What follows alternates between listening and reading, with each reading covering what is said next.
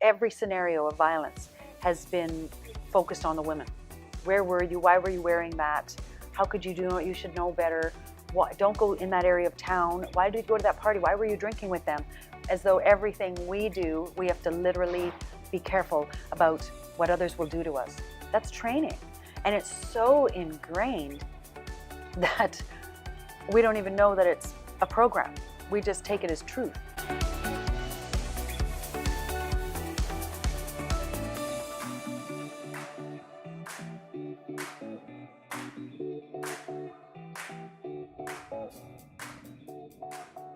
Welcome back to another episode of the Succeed Against the Odds show. Today, as my guest, I have a very special person, Andrea Menard. Welcome. Thank you for having me, Francesca. So, Andrea, you were a speaker at the Tedx Stanley Park recently, and I was there, and I got to see your, speech presentation, and it was mind-blowing and very touching. Can you share with our audience what your background is and how you got into the TEDx stage and what led up to that? What inspired you to do that? Oh, that's a good question. The TEDx journey was a big journey for me. It was a big journey. I'm a Métis woman from Manitoba. Lived in Saskatoon for many, many, many years. Live in Vancouver now. I'm an actress and a singer and songwriter and speaker, but I would say that I've been speaking all my life, but not looking at it as a professional. So coming to Vancouver and meeting the CAPS community and learning, I've been on this journey of fine-tuning my message. And I was approached last year as a backup speaker because they had someone back out 5 weeks before. And so there were 3 of us who auditioned, and someone got in, and I became the backup speaker. And I tell you, I needed that full year to figure out because I was still fine-tuning my message. And it took me a full year for me to realize what my talk was going to be about. And my talk is about using your voice to end violence against women. Tell us more. So, last year I had to have something ready to perform on the day in case someone else, a plane didn't show up or someone got cold feet, and I had something ready. And I had a few of the stories that were in my TED Talk are in this year's, but I didn't have my full message yet. And we come around this year, and I didn't get on stage last year, thank goodness, because I wasn't meant to. And this year came around, and my coach, Sharuk Dorawala, he was instrumental in making sure that I got the structure of the TEDx, which was foreign to me. I'm an Indigenous woman. I think in circles, right? I'm a female Indigenous. Like, we're circular. And TEDx is a little box, this beautiful, fabulous box. But it took me a while to squeeze myself into it because I didn't want to lose that Indigenous perspective. I didn't want to lose that spiritual way of looking at the world. But in a way, a TED Talk is not a place for that. So how do I marry the two? And it took a while, and because they wanted the structure of Tedx Stanley Park is they want you to have a problem that is relevant and urgent and for all, for like universal, but also specific. And I thought, okay, that's really hard. My brain can't work like that. And so far, as a speaker, I've been going to different places and speaking for that audience. But for me to go, okay, speak for the world. What do you want to say to the world in one talk? I was frozen. I don't know. What is it I want to say? And it took me another 8 months of wrestling and fighting it out. And, and in the process, feeling all over again this voicelessness, this feeling like I had nothing to say.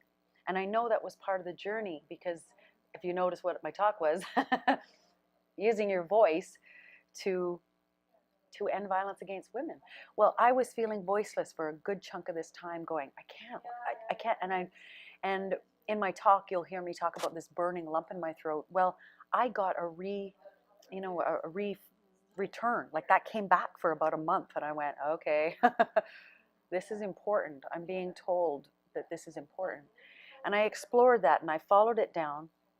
And in my journey, or in my talk, I had been talking about how I have my voice, and then I lose my voice through sexual violence, and then I go to my elder and do some healing, and then I find my voice, and I'm a singer, so it was a part of voice. And it wasn't until one of the female coaches said, Andrea, I mean, I see this journey, this logical journey you're going on. How is this not about violence against women? And I went, no, that's my backstory. It's da da da da. And she went, okay. And my coach said, or it's about violence against women silencing voices.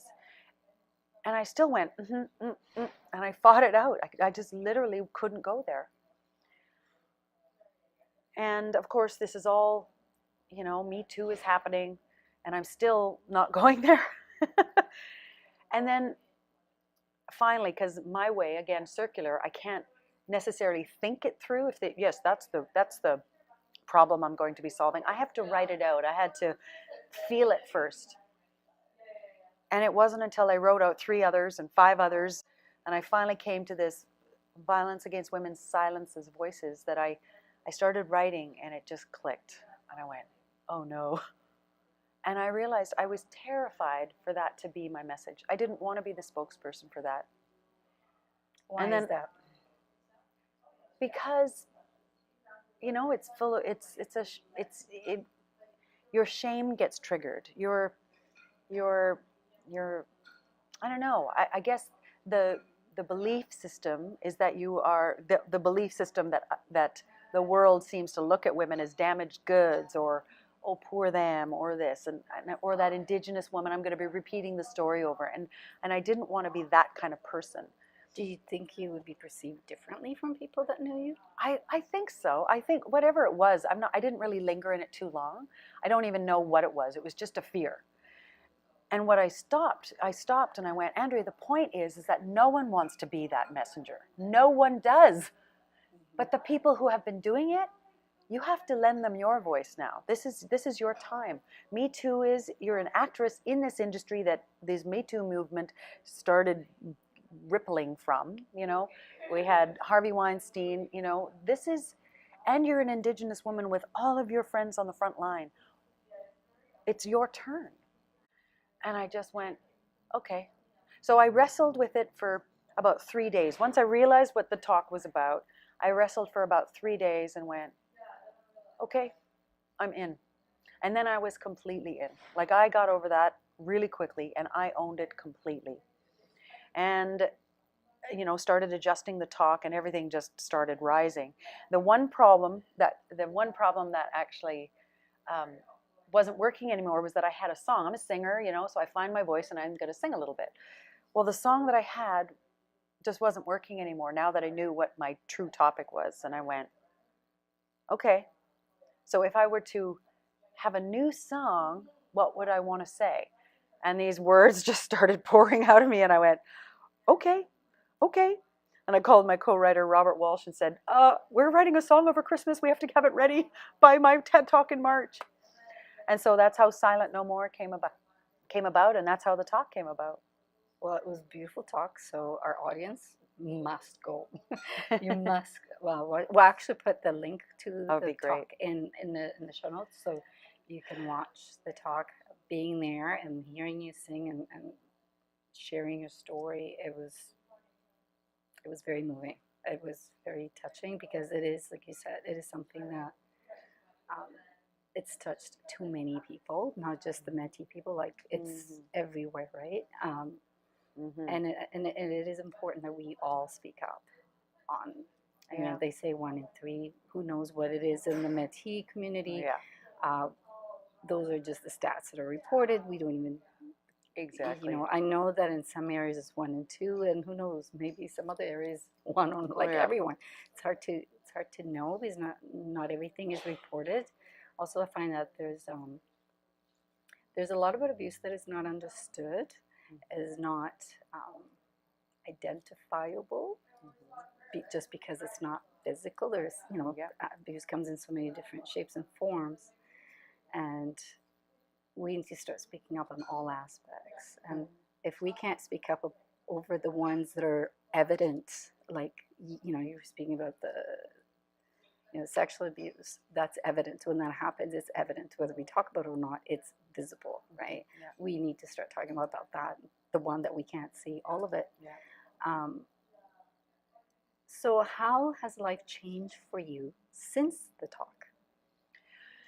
Well, I would say the change happened, like I say, the day I decided this. So there was a real change that happened. And when you're going along your life and then you just turn down the path. And I'm a spiritual woman, so I talk about the grandmothers. My Cree name, my spirit name is Grandmother Wind, not the Goyutin, which means I'm connected with the grandmothers. So I tend to listen to my helpers. Other cultures can call them angels or ancestors or whatever it is, but I call them my grandmothers. And the grandmothers, I know they absolutely knew this path was for me. The song came like as a message. The song is called Silent No More, and the talk is called Silent No More. And so when I chose that day and started using my voice and my, celebrity, whatever, as a person on Netflix and stuff, I decided to use my voice and my celebrity to raise awareness about my people and all women, my women and all women, because it's our time. Part of my message, part of my truth telling, and part of what I talk about is, and all of my work, if you were to go back and look at my 4 CDs and the 2 television programs, you would see this little nugget in all of it. I was the last to see it, whatever. But the nugget going all the way through it is, I'm here to speak for the rising feminine. My elders say that this is the time of the sacred feminine. And you doing this podcast is part of it. You speaking and, bringing your voice and feminine voices and all voices to the public in your way is the rising of the sacred feminine. My way of helping heal women open their throats and talk and have the courage to speak, that's the rising of the sacred feminine. And men being encouraged to feel, that's the rising of the sacred feminine. So all of these things, if you were to look through my creations, it's all there. And if I really want to be of service on this planet, which I do, to my people and all people, because I think we can't heal our communities if one is still left out. We need to heal all our communities. And so when I realized that that's my way, and this is a much more direct way than I've ever played in. I've never played in the sandbox of frontline worker or advocate. I've just been there in private helping, my community and my friends, but never publicly. So that was a big change for me. And then the grandmothers led me, I was telling you earlier, was that this week during the day that my TED Talk was released on video and my song was released on video, it was also during the week of the National Inquiry into the Missing and Murdered Indigenous Women and Girls here in Vancouver. And I've been helping and working at a space located in the downtown east side to help families through this time. So that I didn't see coming. I just didn't see that coming at all. So I've been led where I'm supposed to be, and I'm happy to do it. Now, you talked about the feeling in your throat, and you described it as a burning feeling? Burning lump. A burning lump. Yeah. I remember, I'm a Me Too as well, and yep. And when you talked about that in your talk, I remember going, she's talking about me, because I've had that. I've had that where it's been so prominent. It's like, what is this? And not recognizing what it is. And I believe that's part of it, because I haven't disclosed my whole story. I've only disclosed a tiny little bit of my story. Yeah. And I don't know if I'm prepared to share all of it. Yeah. Like it's there. But it was very comforting in a very odd kind of way, because really, to know, I thought there was something wrong with me. I thought there was actually something wrong with my physical throat. I'm like, why is this happening? And when you said that, I'm like, well, I knew it was kind of emotionally based. But when you said that, I'm like, oh, it's not just me. Mm. So I wonder, do you know in your whole experience now with this whole new phase of what you've been working on, have you heard of other people describe the same sensation? Oh, absolutely, absolutely. And you know, as an actress and a singer, I know I'm gifted with emotional expression. So as I've gone through my healing, I know that I'm built for this. I'm built to be able to help other women who may not be as good at it or petrified to speak. I know what it's like. And so this burning lump is not a physical ailment. So don't worry. It literally, It feels physical, I know though. it is physical symptoms, Yeah. but it's not a physical ailment. I mean, I guess I shouldn't say that, because if it never is released, it could manifest as something in the throat, you know. I know friends who have throat cancer, you know, so there are things that can manifest for sure. But I truly believe it is, you know, and I, as an Indigenous woman, I wasn't really familiar with chakras, you know, but I knew this didn't feel right. It was something to do with this area, you know, but it didn't feel like, I knew it was something energetic. I knew it was the fact that I said yes when I wanted to say no, and I said no when I wanted to say yes, and I knew it was about my ability to call forth my authentic voice. I knew it was that. I didn't know what to do about it, but I knew back then that that's what it was. And the singing, I knew I was singing and being things for people that I didn't want to be. I was, you know, just that typical being a good girl in our society, and I knew that wasn't what you know, some tonsils and, you know, little sore throat wasn't what it was about. So yeah, I come across this a lot, and a lot of women have just poured their heart saying, oh, you just made sense of my whole life.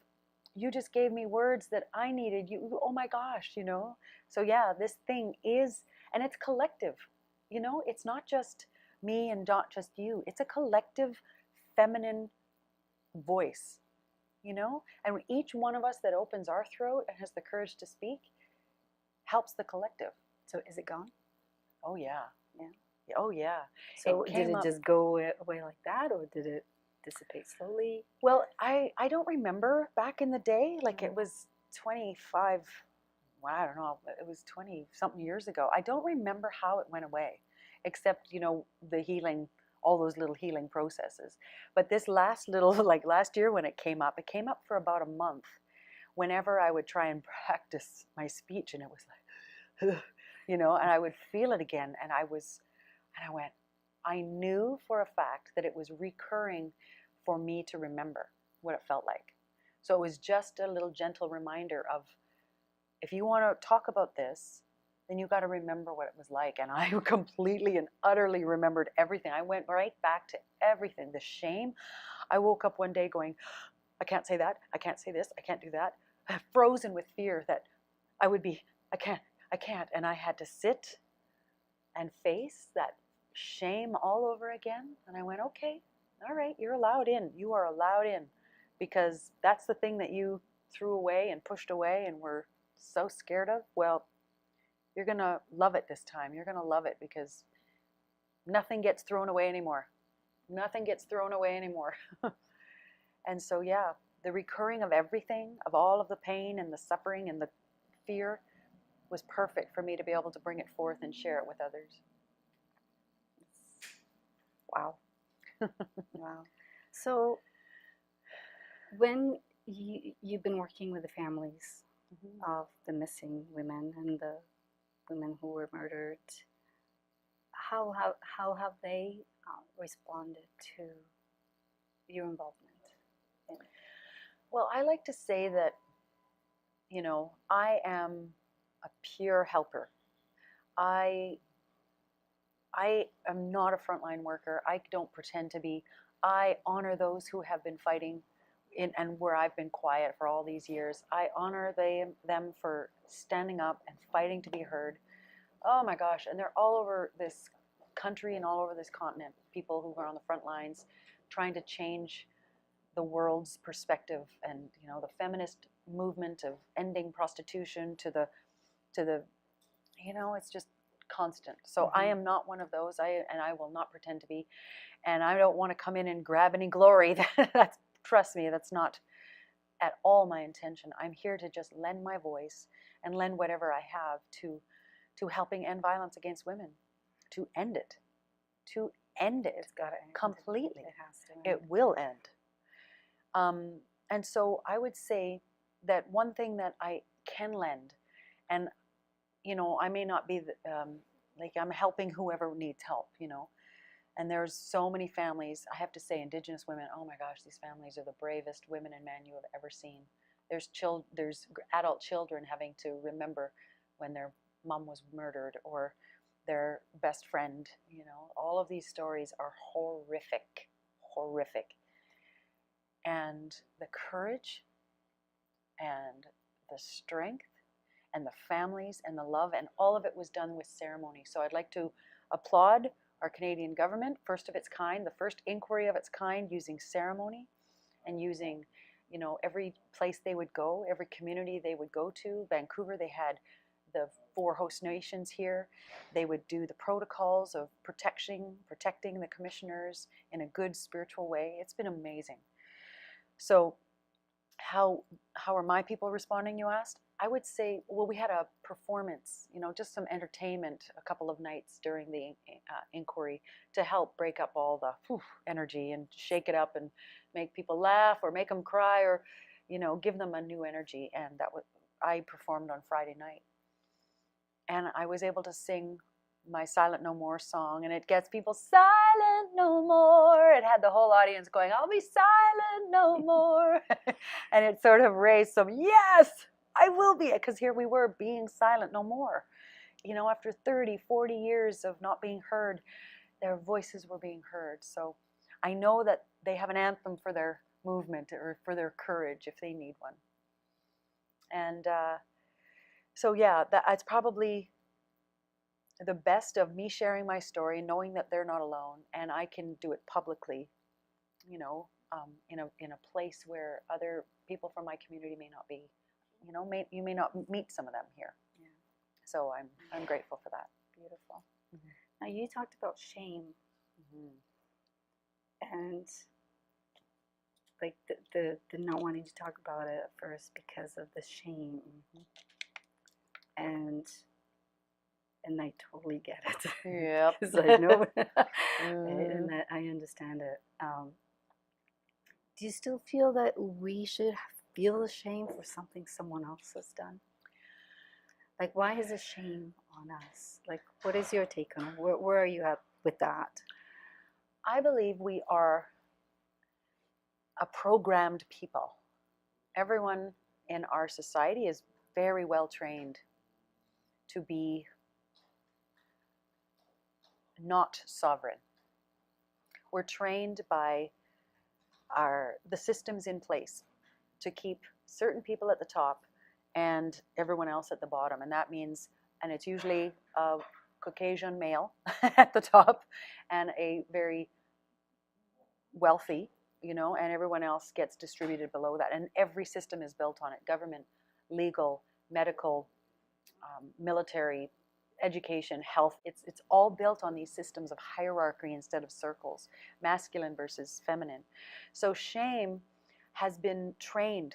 I mean, we have been trained to blame the victim. Every scenario from, every scenario of violence has been focused on the women. Where were you? Why were you wearing that? How could you do it? You should know better. Why, don't go in that area of town. Why did you go to that party? Why were you drinking with them?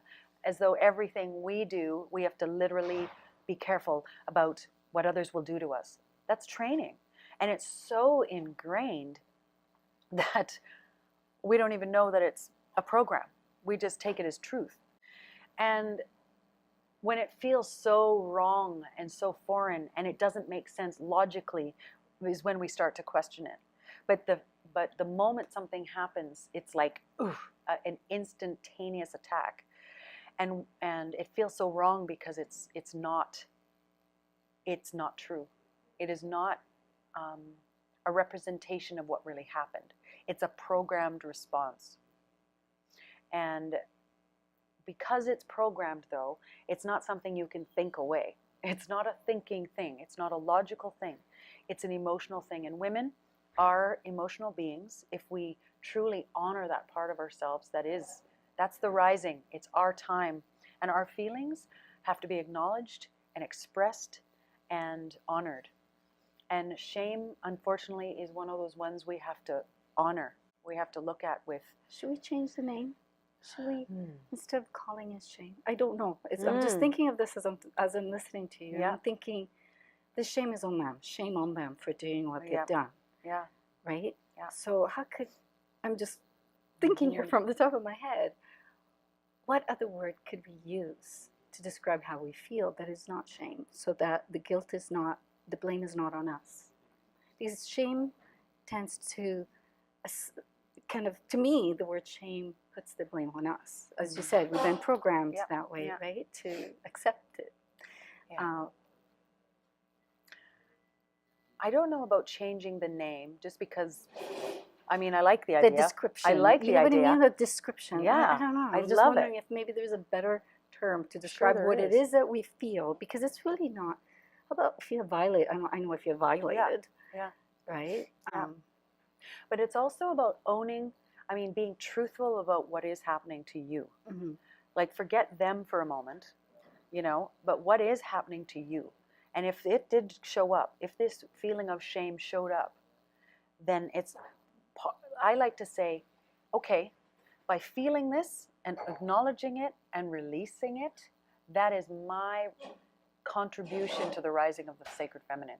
Because if it doesn't live in me anymore, it doesn't live in me anymore. So if we talk about it, then it's not shame anymore. It's gone. I'm owning it and letting it go back to where it came from. Because that program, if we don't express it, if we don't honor how we feel, and it felt terrible, and it felt every feeling that negative feeling we felt. So we have to honor all of them. And if we didn't feel them at the time and express them at the time, then they're 20 years, 30 years, 40 years old, 2 weeks old, whatever, So part of my job is that instead of saying no more feelings, say, come on in, feelings. You and I are going to have some time together, and then you are free to go, because I am now free. I am free from it all. So I'm a big advocate of letting our feelings, and they are awful. They're awful. They were awful at the beginning, when it happened, and it's awful again when you actually let them. And if you were one who could actually heal it all at the time, wow, all the power to you. You had good training, you had good parents, you had good people around you. But a lot of our friends and families are programmed, so it's tricky. Yeah. So I invite you to re-examine, to just give yourself a date with your feelings, to go, okay, we're going to come back to this time, and I'm going to let you go, because I want to be free now. I want to be free. And that is my contribution and your contribution to the rising of the sacred feminine.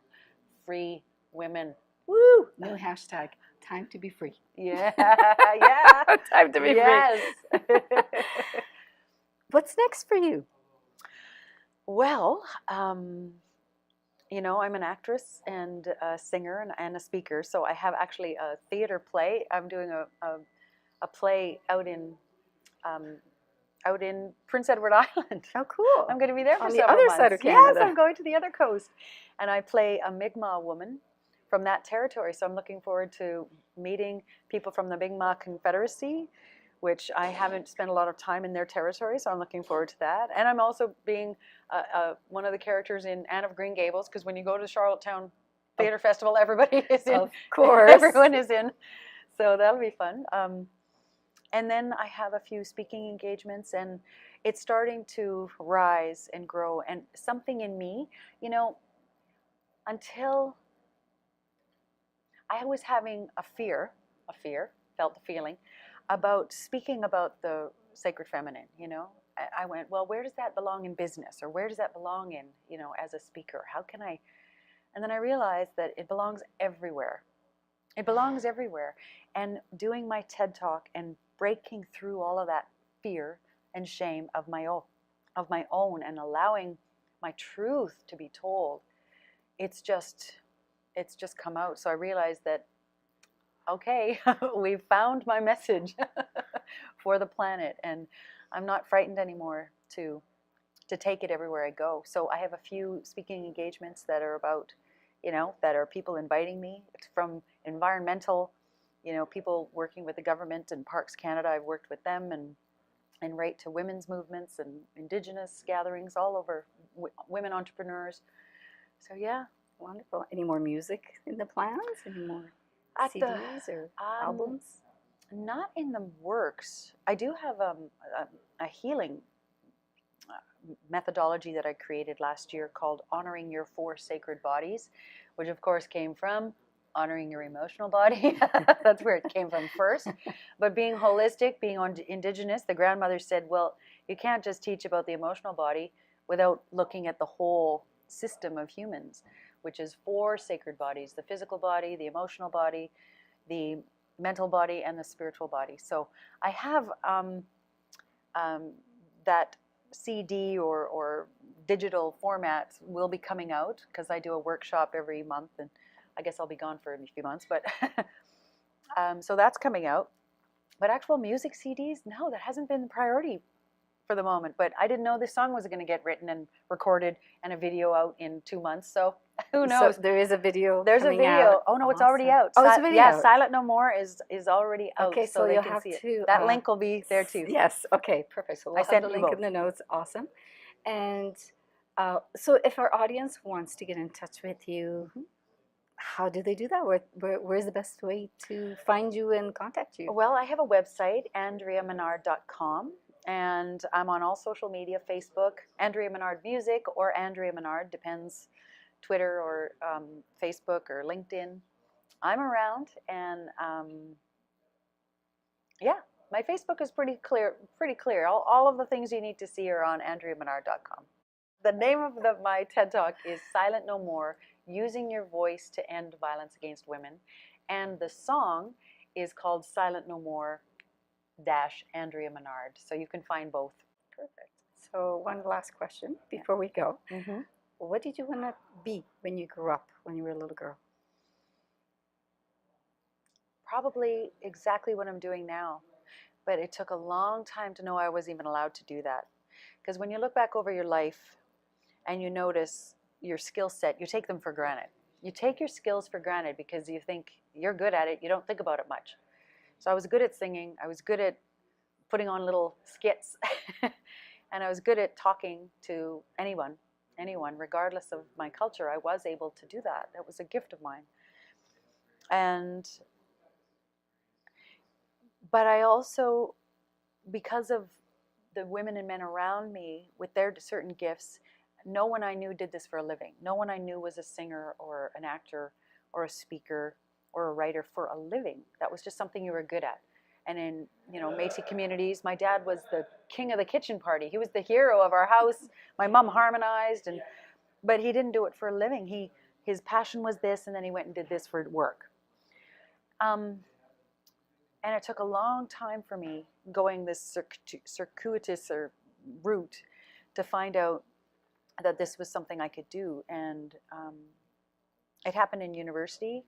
I knew I wanted to go to university to you know, be what's the most creative thing I could think of, and my most creative thing was teaching drama. I literally, that's creative. I was a girl from the bush. I'm like, teaching drama. That's all I could see as creative. And when I got to the theater department is when my whole world opened. I discovered the theater actually existed and film existed outside of Hollywood. I thought all movies came out of Hollywood. I had no idea. And then, you know, my whole world opened up in the music industry and everything like that. And so, but one thing early on in my career that I knew I didn't love these industries enough to stay in it.